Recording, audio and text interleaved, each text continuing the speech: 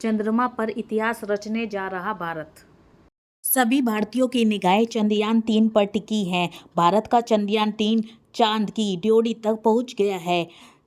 यान की कक्षा सोमवार को एक बार फिर घटाई गई। इसके साथ ही चंद्रमा की सतह से यान की अधिकतम दूरी अब सिर्फ 177 किलोमीटर है। 5 अगस्त को चंद्रमा की कक्षा में पहुंचने के बाद चंद्रयान-3 की कक्षा तीसरी बार बदली गई है। गोलाकार कक्षा में पहुंच चुका चंद्रयान।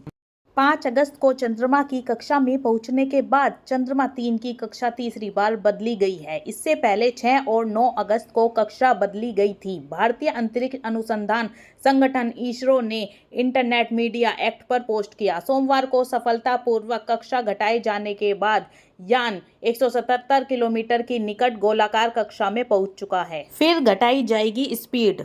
कक्षा घटाने की अगली प्रक्रिया 16 अगस्त को सुबह 8:30 बजे के आसपास पूरी करने की योजना है। इस मिशन के आगे बढ़ने के साथ ही चंद्रयान-3 की कक्षा को धीरे धीरे कम करने और इसकी स्थिति चंद्र ध्रुवों के ऊपर करने के लिए इसरो द्वारा कवायद की जा रही है।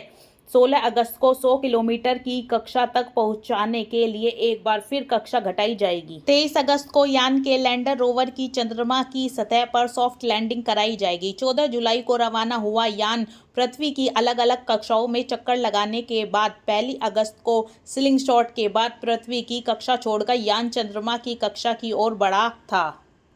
लैंडर उतारने वाला चौथा देश होगा भारत। चंद्रमा की सतह पर लैंडर उतारने वाला चौथा देश होगा भारत। अब तक अमेरिका, रूस और चीन ने ही चंद्रमा की सतह पर अपने लैंडर उतारे हैं। भारत ने 2019 में चंद्रयान-2 मिशन के तहत लैंडर को उतारने का प्रयास किया था। हालांकि आखिरी क्षणों में लैंडर से संपर्क टूट गया था और उसकी क्रैश लैंडिंग हो गई थी। इस बार लैंडिंग सफल रहने पर भारत ऐसा करने वाला चौथा देश बन जाएगा।